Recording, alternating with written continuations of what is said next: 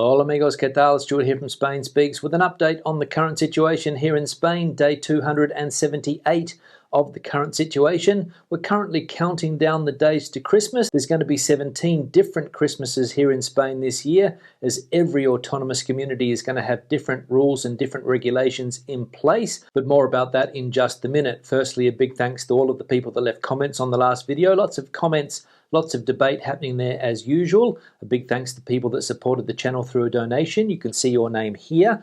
Thanks to people that bought merchandise, and a big thanks to my patrons on Patreon for your support, and welcome to all of the new Patreons that have joined over the last few months. Now let's get into some of the news, and as I said, 17 different Christmases here in Spain this year, and the Prime Minister has asked for one last effort to not throw everything achieved up until now overboard. He addressed the Parliament yesterday and said that if it is necessary to toughen the Christmas plan, there is no doubt that the government of Spain will propose to the regional governments to toughen the Christmas plan, because we cannot relax, we cannot lower our guard. So the Prime Minister there yesterday warning the population that we need to make an effort, that we can't throw everything achieved up until now overboard, and that we can't relax or lower our guard. Now, you might have already heard that the President of France, Mr. Macron, has tested positive for COVID-19. Of course, the Prime Minister of Spain, Mr. Sanchez, was with Mr. Macron recently, and that means that Sanchez has now gone into quarantine until the 24th of December after Macron's positive COVID-19 test. So Sanchez now in quarantine as a result of his meeting with Macron, and I suppose that's the same for all of the other European leaders that were at that same meeting. Now, as I mentioned at the beginning of the video, there's going to be 17 different Christmases around Spain this year. As the rules and regulations differ from place to place, we saw that the central government is going to tell the autonomous communities that they can be stricter if they need to. And we can see here that the Health Department has decided to maintain their Christmas plan, but is allowing communities to limit travel and reduce meetings. The regional governments may reduce gatherings to less than 10 people on Christmas Eve, Christmas Day, New Year's Eve and New Year's Day, as well as extend the days in which it is not allowed to travel from one community to another, or be more restrictive with the curfews. The Christmas plan that we agreed to jointly is maintained. It is summarised in one line: at Christmas we stay at home, Iya said. And several autonomous communities are studying making changes, and others are tightening restrictions due to the increase in infections. And one particular part of Spain that is tightening the restrictions is the island of Tenerife, and we can see here that the government has closed Tenerife and has advanced the curfew times to stop the escalation of infections. For 2 weeks in the middle of Christmas, you will not be able to enter or leave the island except in specific cases, and it is forbidden to open the inside part of restaurants. So some bad news there for the Canary Islands, especially the island of Tenerife, and I'm sure that many people's Christmas holiday plans have been changed by that news. Now, with many places around Spain talking about tightening restrictions, the Madrid community has said that they will not close its perimeter at Christmas time. The president of the Madrid community, Isabel Díaz Ayuso, has also said that the community will not close the hotel industry during the holidays, and said that it will not prevent citizens from entering or leaving the Madrid community. So Madrid has said that it's not going to stop people entering or leaving the Madrid community, but there's going to be other restrictions around the country in place. It's going to be very difficult to travel around Spain at Christmas time. And exactly what documentation do you need if you want to travel? Well, we can see here that this is the necessary documentation if you move between autonomous communities this Christmas. Movement around Spain will be limited, with one exception: family gatherings on key dates, in which the government thus appeals to individual responsibility and leaves the decision to meet or not with their family in the hands of each individual. Therefore, the Minister of Health has appealed to individual responsibility and has indicated that in the event that any type of documentation is required to prove that this agreement is fulfilled, it must be provided, but we have not agreed on any specific model of document for this case. Therefore, since a specific document or proof has not been created to justify mobility, one can always show the authorities the family book, known in Spanish as the Libro de Familia, or an identity card, or a copy of a relative's identity card, a copy of the town hall registration certificate of the person that is to be visited, or an affidavit that justifies the reason for the trip during the Christmas holidays. So there we go. As you can see, it's going to be a little bit difficult to travel around Spain at Christmas time. There's going to be no official document that allows you to do it, but as we just saw, there are other types of documents that will justify your traveling around the country on those specific dates. Now let's have a look at the health situation here in Spain by looking at a map of the country and various autonomous communities. Starting with a map of Spain, we can see that the risk level around the country is high.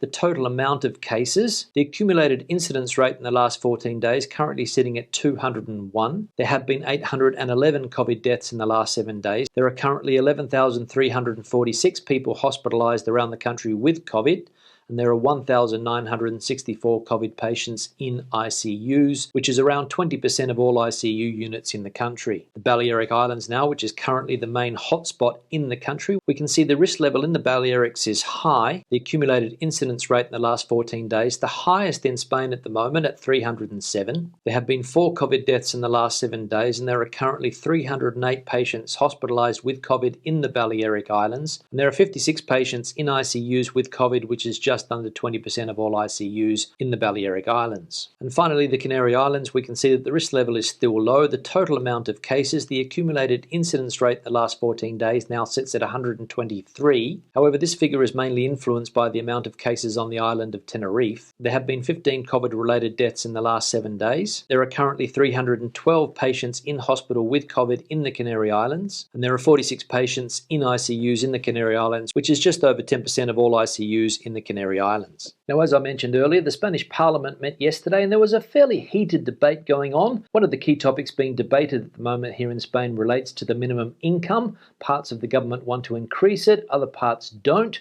and that is where the argument lies. So we'll take a look here at how much the current minimum salary is and how much they want to increase it to in 2021. We can see here that currently the minimum salary in Spain is 950 euros per month, depending on whether the salary is fixed by days or by months, as stated in the Royal Decree of February the 4th. The Ministry of Labour, led by Yolanda Díaz, aims to raise the minimum wage to 1,000 euros per month in 14 payments by 2021, which has raised the opposite opinion of other members of the government, such as the Minister of the Economy, Nadia Calviño. If we take a look here at a graph of the evolution of the minimum salary since 2012, we can see that it has increased quite a lot in recent times, especially in 2018 when it jumped from 735 euros a month to 900 and then up until 950 to where we currently are now. And of course, as we just saw, some members of the government want to increase it further. So there's going to be some tense negotiations going on in order to get this increase. And who's going to get their way? The Podemos side of the government or the socialist side of the government? That's where the division is. And finally, some sad news related to the former King of Spain, Juan Carlos I. He has decided that he won't be coming home for Christmas. We can see here that he is not going to return, and he explained yesterday to a television program that due to the coronavirus pandemic, he has decided to stay in Abu Dhabi. So as I said, some sad news there as the former king won't be able to share the turrón with his grandchildren at Christmas time. Now let's have a look at some of the comments from recent videos. One here from CNX Expat. I don't think that older people forget parts of their native language. When I read comments on the internet, they are mostly perfect from older people, but often with bad grammar from younger people. This happens in German and also in English, and when I can find mistakes in my not native and not perfect language English, the mistakes must be huge. For example, the cars on the street. Yeah, see you next. Thanks for the comment. You're right, it is difficult to get a perfect comment on YouTube nowadays. Lots of mistakes, lots of grammar mistakes, lots of spelling mistakes. Some comments seem to make no sense at all, at least for me. I have trouble reading some comments because of all of the mistakes in them. And we've spoken a little bit about this in the past. I don't think it's because people don't know how to write the language or that they've forgotten how to write the language. I think it comes down to people writing comments quickly on mobile phones or writing comments quickly, not checking the comments, not really caring if they're making mistakes or not. One of the biggest problems I see comes with full stops and commas. And I think people are keen to just get their comment out there and they're not too worried about whether it's full of grammar mistakes or spelling mistakes. One here from Laurent. With 40% youth unemployment, what do you expect all these kids to do? Of course they're going to start organising parties. Instead of the government putting money into stopping these illegal events, they should probably start thinking about how to provide these kids with an alternate purpose in life. Yeah, Laurent, thanks for the comment. I agree the numbers are terrible when it comes to youth unemployment, 40%.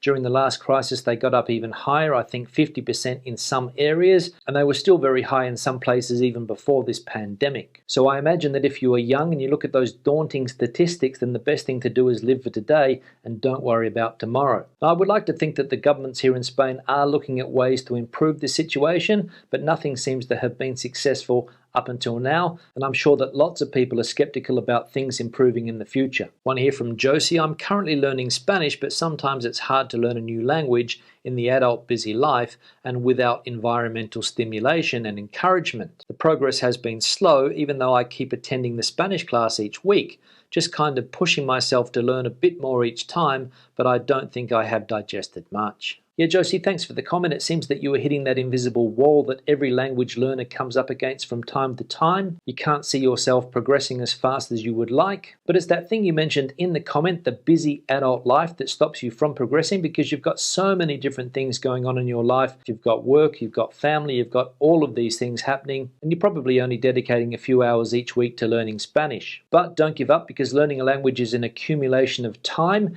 You progress slowly, and of course, when you get the opportunity to come to a country like Spain or a Latin American country and immerse yourself in the culture, then you will see the results of all your hard work come to life when you're able to have a conversation with somebody, whether it be basic, intermediate or advanced. You'll see all of that hard work that you've put in over the years come to fruition. One here from Sergio: thank you for keeping us updated about the situation in Spain.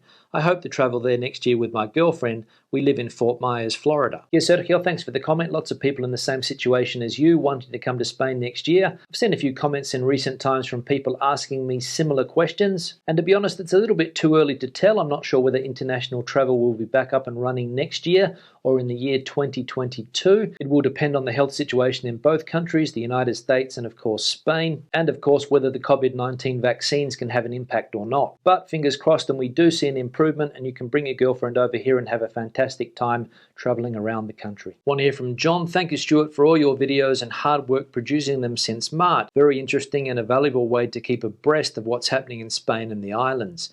Very best wishes to you and your family for Christmas and a healthy 2021. Let's hope my wife and I get the chance to drive down to Calpe area next year. Yeah, John, thanks for the comment, and best wishes to you and yours for the Christmas period and 2021. Hopefully, as I said before, the situation will improve and people are allowed to come back and enjoy Spain. Places like Calpe, fantastic down there on the Levante coast. And I'm glad that you have found the information that I've been putting out every day interesting and valuable. It's been a tough year and it hasn't been easy producing these videos on a daily basis. I've felt like throwing in the towel on many an occasion over the journey, but comments like yours give me the motivation to keep producing the videos, to keep sitting in this chair, to keep looking at the computer, and to keep facing the camera every day and putting these videos out. So thanks for that. And finally, one here from Tarit. Spanish does have more conjugations and tenses than English, which can be difficult for some to remember and master even after many years living here. But I'm sure your Spanish is better than my English, LOL. By the way, I find your accent very easy to understand. Is that the standard Aussie accent? Just curious. Yeah, thanks for the comment. You're right, a lot more conjugations to get your head around when it comes to learning Spanish than English. Difficult to remember and almost impossible to master, but we try. And I'm glad that you find my accent easy to understand. I suppose that's what happens when you live in a foreign country for 20 years plus, that you make yourself easy to understand. Because if you start speaking English here with a full-on Aussie accent, nobody is going to understand a word that you say. I think that's where my Aussie accent is at. I think it's fairly standard nowadays, not as strong as some of the accents you'll hear back in Australia. But there's always one thing that makes an Aussie accent stand out, and that is with the vowel A. The rain in Spain falls mainly on the plain. That's how you can normally tell an Aussie.